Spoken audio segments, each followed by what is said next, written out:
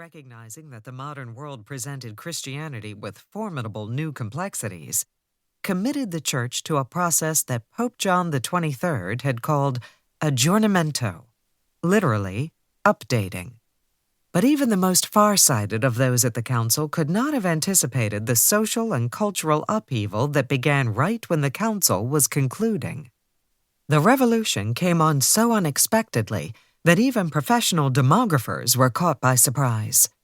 In the span of 15 years, starting in 1965, birth and marriage rates plummeted in industrialized countries, while rates of divorce and births outside of marriage rose steeply. Every institution, family, and individual was affected in some way by the breakdown in traditional norms, by changing attitudes regarding sex and marriage, and by the mood to question authority. Increasing numbers of men and women were identifying themselves as non-religious or non-affiliated with organized religion. Pope St. John Paul II, Pope Benedict XVI, and Pope Francis all had to strive to find better ways to fulfill the Church's mission at the end of Christendom, as Fulton Sheen described the situation. It was the end, he specified, not of Christianity, not of the Church, but of Christendom, of economic, social, and political life as inspired by Christian principles.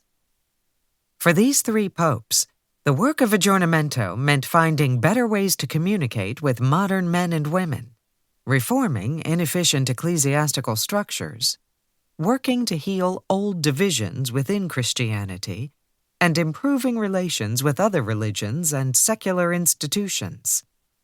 Those challenges were daunting enough at Vatican II, but they became infinitely more complicated by the end of the 20th century.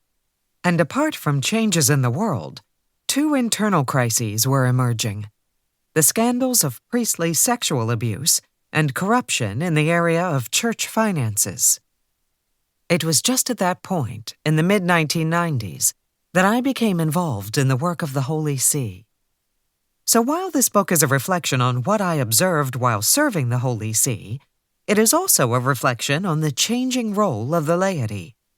This book is the perspective of an American lawyer and laywoman on the dynamics of three papal courts, as each pope navigated the enormous cultural changes of the last century. It is my hope that lay Catholics especially will find my account of the ups and downs of that process helpful in their own struggles to be salt, light, and leaven during this time of turbulence in the Church and society. Our own life experiences inform how we understand the present, especially where matters of faith are concerned. And since my religious background inevitably affects my approach to the matters discussed in this memoir, a few words about the most important of my formative influences are in order. I was raised as a Catholic by Congregationalists in Dalton, a small paper manufacturing town in the westernmost county of Massachusetts. At the time that my mother, Sarah Pomeroy, a Protestant, married Martin Glendon in the rectory of St. Agnes Church. In those days, mixed marriages could not be celebrated in the church itself. The Catholic Church required the non-Catholic spouse to sign a document agreeing that any children of the marriage would be raised as Catholics. For my mother, that was a serious obligation, not because it was a contract, but because it was a promise. In the large Pomeroy clan, where my brother, Martin, my sister, Julia, and I were raised, it was not only my mother who took the promise seriously. Grandmother Pomeroy gave me a rosary for my first communion, along with a little book called One God, with a Christian, a Jew, and a Muslim on the cover.